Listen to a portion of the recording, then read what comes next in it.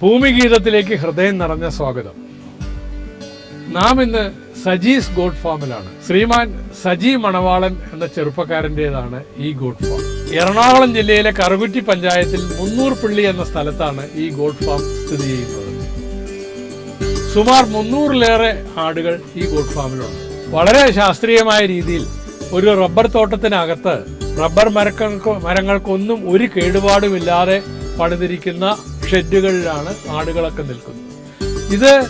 ഇതിന്റെ സമീപത്ത് വന്നാൽ പോലും ഒരു ആട് ഫാമാണെന്ന് മനസ്സിലാവുക പോലുമില്ല. യാതൊരു വിധത്തിലുള്ള മണമോ ശബ്ദമോ ഒന്നും ഈ ഫാമിലില്ല.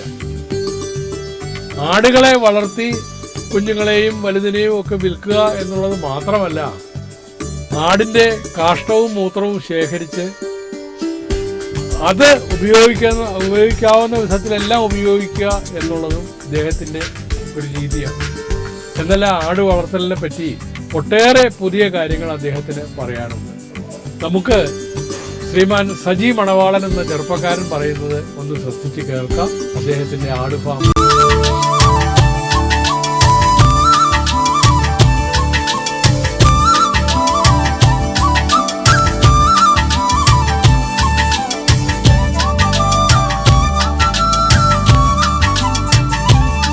ഞങ്ങളുടെ പേര് സജി മണവാളൻ അല്ലേ?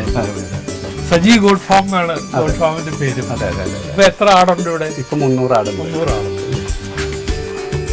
ഈ ആട് വളത്തിലൊക്കെ തുടങ്ങുന്നതിന് മുമ്പ് എവിടെയായിരുന്നു? ഞാൻ ബോംബെയിലായിരുന്നു. 18 വർഷമായിട്ട് ബോംബെയിലായിരുന്നു.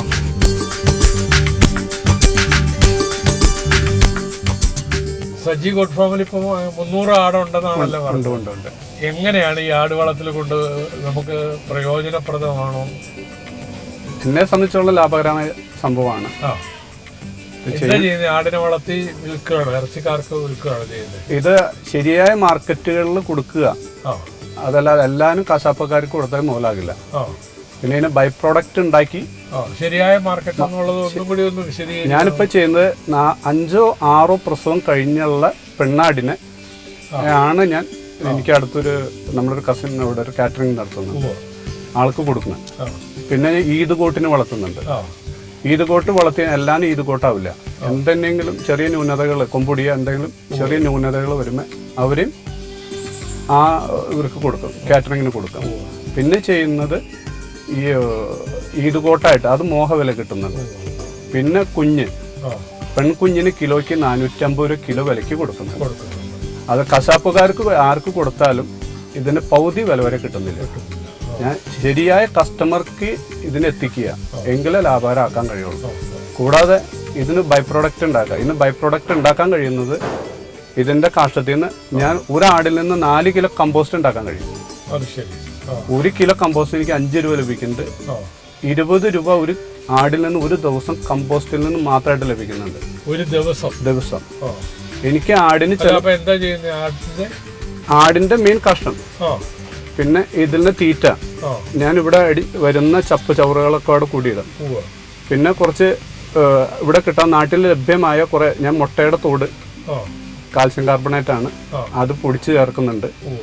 പിന്നെ അഴുകാവുന്ന വേസ്റ്റുകളെല്ലാം ചേർക്കുന്നുണ്ട്. അതിൽ കൂടെ ഇത് കൂട്ടിയിട്ടതിന് ശേഷം 2 or 3 ദിവസം അതിൻ്റെ ഉള്ളിലേക്ക് യൂറിൻ കോരി ഒഴിക്കും. അപ്പോൾ യൂറിയയുടെ കണ്ടന്റ് കൂടെ ഇതിൽ വരും. ആടിന്റെ മൂത്രം കൊണ്ടുപോയി അപ്പോൾ ഒരു 21 ദിവസം കിടന്ന് ആ സംവിധാനമുണ്ട്. ഇത് കറക്റ്റായിട്ട് പ്ലംബ് ചെയ്ത് പോയിരിക്കുന്ന ആ മൂത്രം ഒരു പോയിന്റിൽ എത്തും. അവിടെ നിന്ന് കളക്ട് ചെയ്തും ഇതിലേക്ക് ഒഴിക്കും. ഒരു തുള്ളി മൂത്രം ഇവിടെ കിടക്കില്ല, ഒഴിക്കുന്ന വഴി തന്നെ താഴേക്ക് വരും. ഇങ്ങനെ ആടിന്റെ മൂത്രം കളക്ട് ചെയ്തിട്ട് എന്താ ചെയ്യുന്നത്? ഇത് ഒന്ന് ഈ കമ്പോസ്റ്റിലേക്ക് ഒഴിക്കുന്നുണ്ട്. പിന്നെ പോളി ഹൗസിൽ വളരെ ഗുണപ്രദമാണ് ഈ ആടിന്റെ യൂറിൻ. അത് ഉപയോഗിക്കേണ്ട വിധമുണ്ട്. 7 ദിവസം കഴിഞ്ഞിട്ട് ഉപയോഗിക്കാവൂ. കഴിഞ്ഞിട്ട് ആടിന്റെ യൂറിൻ ഉപയോഗിക്കാവൂ. മിനിമം വലിയ ചെടികൾക്കാണെങ്കിൽ ഡയറക്റ്റ് ഒഴിച്ചോന്ന് വെച്ചാൽ പ്രോബ്ലം ഇല്ല, ചെറിയ തൊഴിൽ. അതല്ല എങ്കിൽ ഇതിന് 10 ഇരട്ടി വെള്ളം തന്നെയെങ്കിലും ചേർക്കണം. ചെറിയ ചെടികൾക്കൊക്കെ ആണ്. ലോണിലൊക്കെ ഒരു 8 ഇരട്ടി വെള്ളം ചേർത്ത് മിക്സ് ചെയ്ത് ലോണിൽ ഉപയോഗിക്കാം. ഇതിന്റെ കൂടെ ചെയ്യേണ്ട ഒരു കോമ്പിനേഷൻ ഉണ്ട്. നമ്മുടെ ചാരം, വീട്ടിൽ ഓപ്പൺ എയറിൽ കത്തുന്ന ചാരം, അത് ആദ്യം പാറ്റണം. ഓപ്പൺ എയർ കത്തുന്ന ചാരം എന്ന് വെച്ചാൽ എന്താ വ്യത്യാസം? തീ സാധാരണ അടുപ്പിൽ കത്തുന്ന ചാരം അതാണ് ഉപയോഗിക്കേണ്ടത്. മറ്റേ ചൂളയിൽ കത്തുന്ന ചാരമുണ്ട്, അത് വെണ്ണൂറ്. അത് ഉപയോഗിച്ച് കഴിഞ്ഞാൽ അതിന് ഏത് ചെടിക്കും കേടാണ്, അത് ഉപയോഗിക്കാൻ പാടില്ല. അത് പാറ്റിയതിന് ശേഷമാണ് യൂറിൻ കൊടുക്കേണ്ടത്. ഒരു ഫംഗസും വരില്ല. അപ്പൊ അത് ഇലകളിലിടണോ കടക്ക മാത്രം? എല്ലായിടത്തും പാറ്റാം. കൃമികീടങ്ങളെ 90% ഇതിൽ നിന്ന് മാറിപ്പോകും. ഓ, അത് ശരി. ഇത് വളവായ നമ്മുടെ പ്രകൃതിയിൽ ഓപ്പൺ എയറിൽ അടുപ്പിൽ കത്തുന്ന ചാരത്തെ ഇലകളിൽ അടക്കം വെതറുക എല്ലായിടത്തും വരും. എന്നിട്ട് ഇതിന്റെ മൂത്രം 10 ഇരട്ടി വെള്ളം ചേർത്ത് ഇലകളിലും തെളിക്കുക, എല്ലായിടത്തും ചേർക്കുക. ഈ ആടിന് ഇവിടെ തീറ്റ എന്താണ് കൊടുക്കുന്നത്? ഞാൻ കൊടുക്കുന്നത് CO3 പുല്ല്, പിന്നെ കായയുടെ തൊണ്ട്, നേന്ത്രക്കായുടെ തൊണ്ട്, പിന്നെ ഉപ്പേരിയൊക്കെ ഉണ്ടാക്കുന്ന നമുക്ക് നമ്മുടെ സഹോദര സ്ഥാപനമാണ് ഈ ചിപ്സ് കമ്പനി ഉണ്ട് ഞങ്ങൾ. അവിടെ നിന്ന് കായയുടെ തൊണ്ട് കൊടുക്കും. അത് കൂടുതൽ കൊടുക്കാൻ പാടില്ല, ചെറിയൊരു അളവിൽ കൊടുക്കാം. പിന്നെ ഈ നാടൻ പുല്ലും എല്ലാനും കൂടി മൂന്നും കൂടി അതായിരിക്കുന്ന പുല്ലാണ് CO3 നാടൻ പുല്ലും ഈ കായത്തൊണ്ടും കൂടി മിക്സ് ചെയ്ത് വെട്ടിയാ കൊടുക്കുന്നത് പുല്ലനും. പിന്നെ തീറ്റകള് ഞാൻ കൊടുക്കുന്നത് കൈത്തീറ്റകള് ഇപ്പം നമ്മുടെ മാർക്കറ്റിൽ ലഭ്യമായ റെഡിമെയ്ഡ് തീറ്റകൾ ഒന്നും ഗുണപ്രദമല്ല, കൊടുക്കാൻ യോഗ്യമല്ല. ഒക്കെ അതിൽ മായങ്ങളുണ്ടെന്ന് എനിക്ക് ബോധ്യപ്പെട്ടിരിക്കുന്നു. അതുകൊണ്ട് ഞാൻ കൊടുക്കുന്ന തീറ്റകൾ ഒന്ന് ജേവ് എന്ന് പറഞ്ഞാൽ, ഇന്ത്യയിൽ ജേവ് എന്ന് പറയും, നമ്മുടെ ബാർലി, ഉമ്മി കളയാത്ത ബാർലി, നെല്ല് പോലെ ഇരിക്കുന്ന. ഇത് കൂടുതൽ കൊടുക്കാൻ പാടില്ല. ആടിന് കൊടുക്കേണ്ട എൻ്റെ അഭിപ്രായം എന്ന് വെച്ചാൽ നോർത്ത് ഇന്ത്യയിൽ ഏകദേശം എല്ലാ ആടുകൾക്കും കൊടുക്കുന്ന വളർച്ചയ്ക്ക് വളരെ സഹായ സംഭവമാണ് ഈ ബാർലി.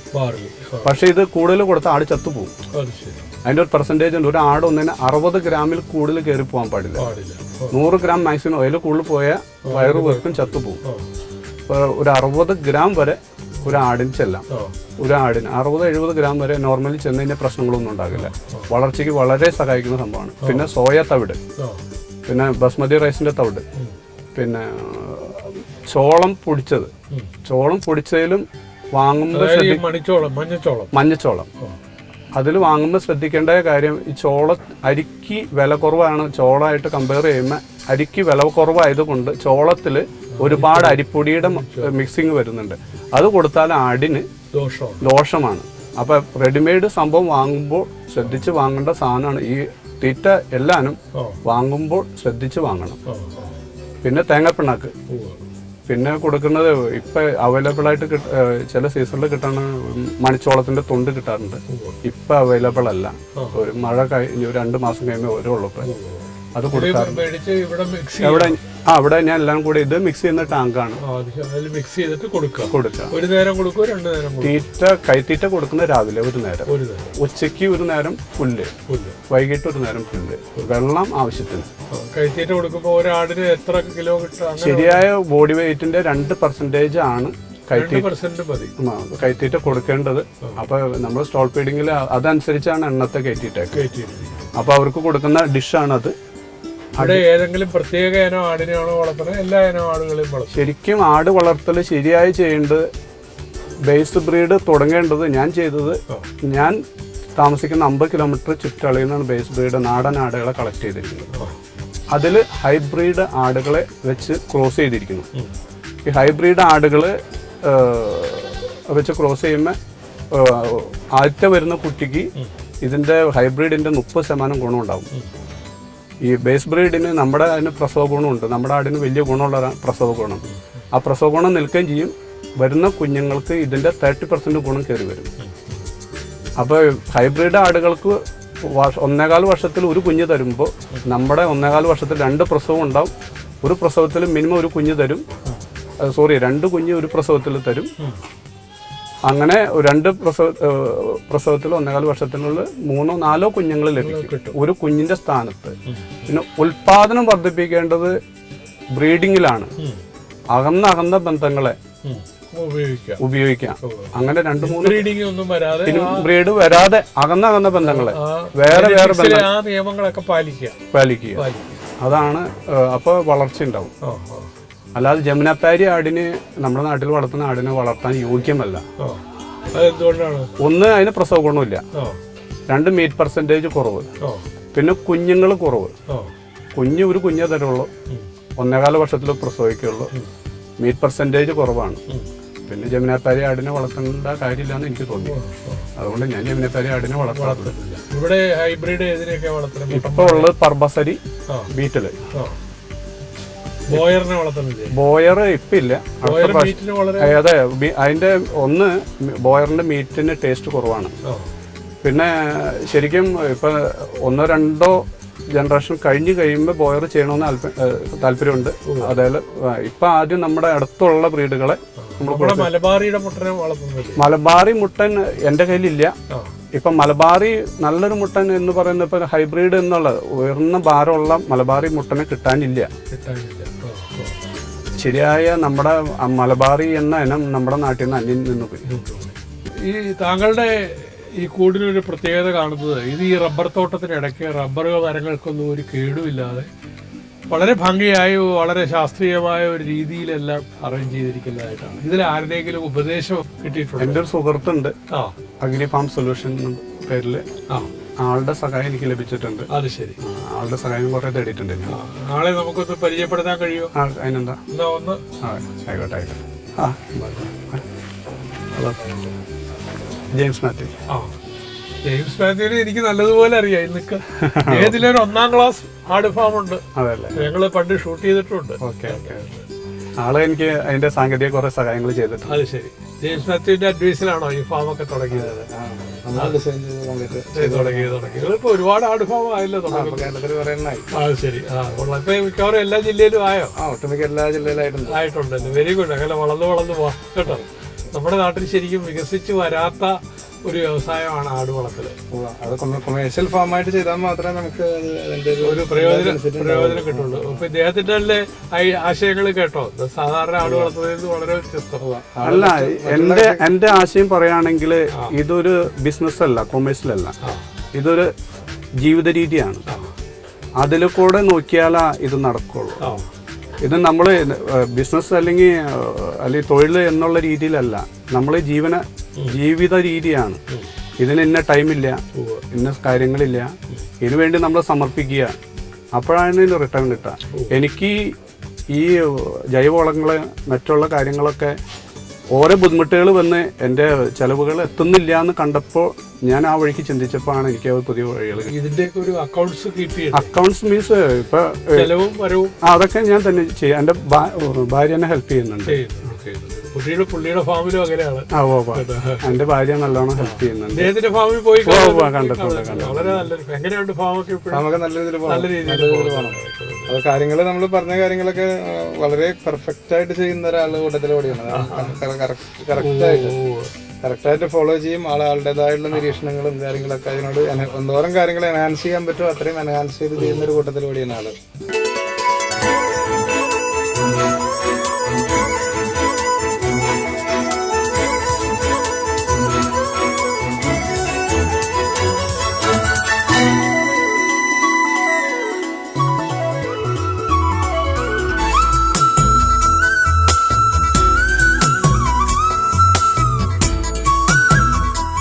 ഹൈബ്രിഡ് ആടുകൾ എപ്പോഴും നഷ്ടമായ സംഭവമാണ്. അത് ഒന്ന് പ്രസവ ഗുണം കുറവ്, കുഞ്ഞെണ്ണം കുറവ്, പിന്നെ മീറ്റ് പെർസെൻറ്റേജ് വളരെ കുറവാണ്. നമ്മുടെ ഈ ക്രോസ് ബ്രീഡ് വരുന്നത് അനുസരിച്ച് മീറ്റ് അതിൽ വളരെ കുറവാണ്. അപ്പം അതെന്ന് വെച്ച് നോക്കുമ്പോൾ ഹൈബ്രിഡ് ആടുകൾ വളർത്തുന്നത് വളരെ നഷ്ടകരമായ കാര്യമാണ്. വളരെ വേഗത്തിൽ ഞാൻ കാണിച്ചു തരാം കുഞ്ഞുങ്ങളെ. ഇപ്പൊ ഈ ശരിക്കും ആടുകളെ ഇട്ടിരിക്കുന്നത് ഇപ്പൊ കൂട്ടിനകത്ത് ഒരാടിന് എത്ര സ്ഥലം അങ്ങനെ വല്ല കണക്ക്? ഒരു 40 സ്ക്വയർ ഫീറ്റ് ആണ് ഒരു വീട്. മീൻസ് ഒരു മുറി 40 സ്ക്വയർ ഫീറ്റ്. അതിൽ വലിയ ആടുകൾ 6-7 വരെ വലിയ ആടുകൾ, തള്ളയും കുഞ്ഞടക്കാണെങ്കിൽ 5-7 അല്ല 6-7 വരെ ലാൻഡിങ് സ്പേസ്. പിന്നെ ഇതിന്റെ പുറമെ വരുന്ന തീറ്റത്തൊട്ടി അതൊക്കെ വേറെ. ലാൻഡിങ് സ്പേസ് 6-7 അടി കിട്ടും. Landing space. പുറമെ ബാക്കിയുള്ള സംവിധാനങ്ങൾ ഈ ആടുകളെ അഴിച്ചുവിടലുണ്ടോ? ഇല്ല ഇല്ല, കൂട്ടിൽ തന്നെ. സ്റ്റോൾ ഫീഡിംഗ് എന്ന് പറഞ്ഞു കഴിഞ്ഞാൽ അങ്ങനെ. കൂടിന്റെ അടിവശം എങ്ങനെ ഉണ്ടാക്കിയേക്കണ? നിൽക്കുന്ന തട്ട അത് 3/4 ഇഞ്ച് പൈപ്പ്, 3/4 ഇഞ്ച് പൈപ്പിലാണ് അത് ചെയ്തിരിക്കുന്നത്. അതിന്റെ മുകളിൽ ഈ നെറ്റ് ഇട്ടിരിക്കുന്നു, പ്ലാസ്റ്റിക്കിന്റെ നെറ്റ് ഇട്ടിരിക്കുന്നു. തടിയൊന്നുമല്ല, തടി ഉപയോഗിക്കാൻ ഡ്രൈ മെറ്റീരിയൽ കൂടിന് ഉപയോഗിക്കാവും. അതിൽ ഈർപ്പം നിൽക്കുന്നതുകൊണ്ട് ഈർപ്പം ബ്രീത്തിങ്ങിൽ കൂടെ ഉള്ളിൽ പോയി കഴിഞ്ഞാൽ ബ്രീത്തിങ് ഇൻഫെക്ഷൻ വരും, ആടിന് ദോഷം വരും. പൈപ്പാണ് ഉപയോഗിച്ചിരുന്നത്. കേരളത്തിന്റെ കാലാവസ്ഥയിൽ ഡ്രൈ മെറ്റീരിയൽ ഉപയോഗിക്കും. ഹ്യൂമിഡിറ്റി ഉള്ള കാരണം ഡ്രൈ മെറ്റീരിയൽ ഉപയോഗിക്കാവൂ. മരം ആടിന് അനുയോജ്യമല്ല. ഈ നെറ്റ് ഇട്ടിരിക്കുന്നതുകൊണ്ട് കാലകത്ത് പോവില്ല. എല്ലാം താഴെ പോകുന്ന ഉടനെ തന്നെ സിമെന്റ് ചെയ്ത് എല്ലാം സ്ലോപ്പ് കൊടുത്തിട്ടുണ്ട്. ആ പ്ലംബ് ചെയ്ത് താഴേക്ക് ഒരേ സ്ഥലത്ത് കിട്ടും. ഒരേ സ്ഥലത്ത് തന്നെ മൂത്രം വരും. എല്ലാ കൂടുകളും കണക്ട് ചെയ്ത് ഡ്രൈനേജ് പോലെ വരും. ടാങ്കി പോയിട്ട് കളക്ട് ചെയ്യും. വാളുടെ ഉണ്ടാക്കുന്ന വളങ്ങളൊക്കെ ഉണ്ടാക്കാനായിട്ട് എടുക്കാനും. അതല്ല, യൂറിൻ ഇപ്പൊ ആവശ്യക്കാർ ഏറി വരുന്നുണ്ട്. അല്ല, അതായത് ചോദിക്കാൻ തുടങ്ങിയത് പശുവിന്റെ മൂത്രമൊക്കെ ഇപ്പൊ വിലക്ക് കൊടുക്കുന്നുണ്ട് ആളുകൾ. പശുവിന്റെ സെയിം കണ്ടന്റ് തന്നെയാണ് എനിക്ക് അറിയാൻ കഴിഞ്ഞ ആടിന്റെ യൂറിനില്. പക്ഷെ പശുവിന്റെ പെർസെന്റേജിനേക്കാളും എല്ലാ കണ്ടന്റും കൂടുതലുണ്ടാവും. അത് മാത്രം വ്യത്യാസമുള്ളൂ. അപ്പൊ പശുവിന്റെ മൂത്രം എത്ര ചേർക്കുന്ന അതിന്റെ 2 ഇരട്ടി വെള്ളം ചേർക്കണം, ഡൈല്യൂട്ട് ചെയ്യണം. അത് മാത്ര ചില ഈ മരുന്ന് കമ്പനികൾ പശുവിന്റെ മൂത്രം അതില് ഞാൻ അതിനെപ്പറ്റി കുറെ അന്വേഷിച്ചു. ഇപ്പൊ കേരളത്തിലെ 6 വലിയ ഔഷധശാലകളുള്ള ഒരു ഔഷധശാലയ്ക്ക് വില്ലാദ്രി എന്ന ഒരു ഗുളിക അരയ്ക്കാൻ വേണ്ടി മാത്രമാണ് ഈ ആട്ടിന് യൂറിൻ ഉപയോഗിക്കുന്നത്. അത് ഒരു ഔഷധശാലയിൽ ഒരു മാസം 50 ലിറ്റർ ആവശ്യം വരുന്നു.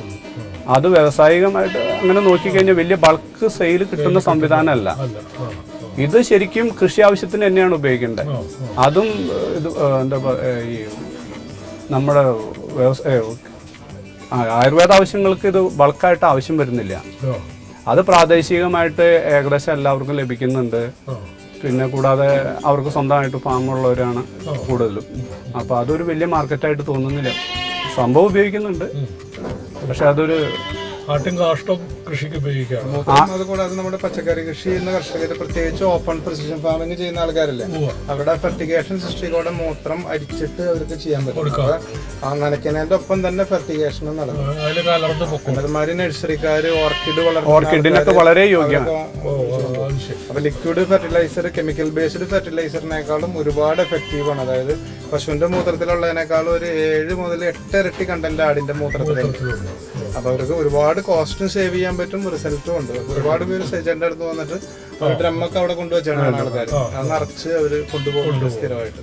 ഇത് ചെനയുള്ള ആടുകളാണ്, എല്ലാം ചെനയുള്ള ആടുകൾ. ഇത് ചെനയുള്ളതും കറക്കുന്നതുമായിട്ടുള്ള ആടുകൾ. അപ്പൊ 3 മാസം കഴിഞ്ഞ് കഴിയുമ്പോൾ കുട്ടികളെ വേർതിരിക്കും. 3 മാസം വരെ തള്ളയുടെ പാല് കുട്ടിക്ക് മാത്രം. പാല് കറക്കലില്ല. ഇല്ല, 3 മാസത്തിന് ശേഷം അതിൽ കിട്ടുന്ന പാല് എടുക്കാറുണ്ട്. 3 മാസം വരെ എടുക്കലില്ല. 3 മാസം വരെ. ഇവരൊക്കെ